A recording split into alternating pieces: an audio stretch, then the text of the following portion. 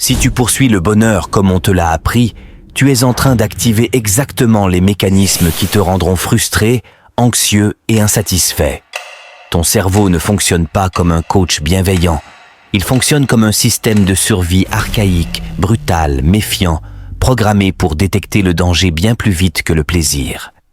Chaque fois que tu ressens un manque, une inquiétude, une comparaison, une peur diffuse sans raison claire, ce n'est pas un bug, c'est ton cerveau qui fait parfaitement son travail. Il scanne en permanence ce qui pourrait mal tourner, ce que tu n'as pas encore, ce que les autres ont de plus que toi, ce qui pourrait menacer ton statut, ton confort, ton image.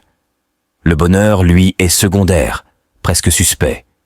Trop de bonheur endort, trop de satisfaction ralentit. Et dans la logique biologique, un organisme ralenti est un organisme vulnérable. Voilà pourquoi, même quand tout va bien, quelque chose en toi cherche inconsciemment un problème. Tu obtiens ce que tu voulais et quelques jours plus tard, l'excitation retombe. Tu atteins un objectif et ton esprit se projette déjà ailleurs. Tu vis un moment parfait et ton cerveau murmure « Profite vite, ça ne va pas durer ». Ce n'est pas du pessimisme, c'est de la programmation. Pendant des centaines de milliers d'années, ceux qui se méfiaient survivaient. Ceux qui se satisfaisaient trop mouraient. Ton cerveau n'a donc pas été optimisé pour la paix intérieure, mais pour l'anticipation du danger. Et le monde moderne exploite cette faille comme jamais auparavant. Notifications, réseaux, comparaisons permanentes, informations anxiogènes, tout stimule ce vieux logiciel de survie. Résultat, tu te sens souvent en retard, insuffisant, tendu, même sans menace réelle. Tu crois que quelque chose ne va pas chez toi, alors qu'en réalité, ton cerveau réagit exactement comme il a été conçu pour réagir. Le problème n'est pas ton manque de gratitude, ni ton manque de motivation, ni ton manque de discipline. Le problème, c'est que tu utilises un cerveau de survie dans un monde où la survie n'est plus le principal enjeu. Et tant que tu ne comprends pas ça, tu joues un jeu truqué. Tu cherches le bonheur là où ton cerveau ne sait même pas le reconnaître durablement. Tu poursuis des sensations positives alors que ton esprit est programmé pour amplifier le négatif. Tu te juges pour des pensées qui ne sont même pas réellement les tiennes, mais des réflexes automatiques hérités de milliers de générations. Comprendre ça, ce n'est pas devenir fataliste, c'est reprendre le pouvoir. Parce qu'à partir du moment où tu sais que ton cerveau n'est pas ton allié émotionnel, tu peux arrêter de lui obéir aveuglément. Tu peux observer tes pensées sans t'y identifier. Tu peux cesser de croire que le bonheur doit être constant pour être réel. Tu peux comprendre pourquoi la paix intérieure n'apparaît pas quand tu accumules, mais quand tu désactives consciemment certains automatismes. Et surtout, tu peux arrêter de te battre contre toi-même. Ce que tu ressens n'est pas une faiblesse, c'est un héritage. Mais ce qui fera la différence entre quelqu'un qui subit sa psychologie et quelqu'un qui la maîtrise, c'est ce qui vient après cette prise de conscience. Maintenant, on va plus loin, parce que comprendre que ton cerveau n'a pas été conçu pour te rendre heureux, ce n'est que la première claque. La seconde est encore plus dérangeante. La majorité de ta souffrance ne vient pas de ta vie. Elle vient de l'interprétation automatique que ton cerveau en fait. Ton esprit ne décrit pas la réalité. Il la filtre, la déforme, la simplifie pour servir un objectif unique, te maintenir en état d'alerte fonctionnelle. C'est pour ça que deux personnes peuvent vivre exactement la même situation et ressentir deux réalités totalement différentes. Ce n'est pas la vie qui est dure ou injuste, c'est le cerveau qui dramatise par défaut.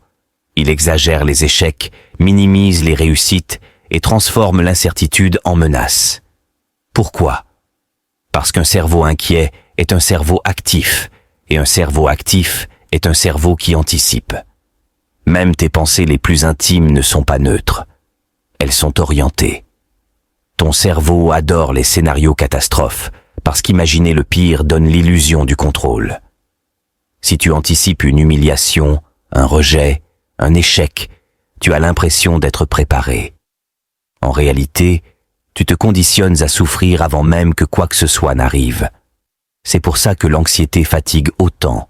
Ton cerveau te fait vivre des centaines de futurs qui n'existeront jamais. Et pendant ce temps-là, tu appelles ça réfléchir. Autre vérité inconfortable, ton cerveau n'aime pas le changement, même quand ce changement pourrait te rendre plus libre. Il préfère une souffrance familière à une paix inconnue. Voilà pourquoi tant de gens restent bloqués dans des schémas qui les détruisent, des relations toxiques, des routines vides, des pensées limitantes. Le cerveau confond stabilité et sécurité. Ce n'est pas qu'ils ne veulent pas être heureux, c'est que leur cerveau résiste à tout ce qui menace son équilibre interne, même négatif. Et plus tu t'identifies à tes pensées, plus tu renforces cette prison invisible. Tu crois que tu es comme ça, que c'est ta personnalité, alors que ce sont souvent des automatismes répétés jusqu'à devenir familiers.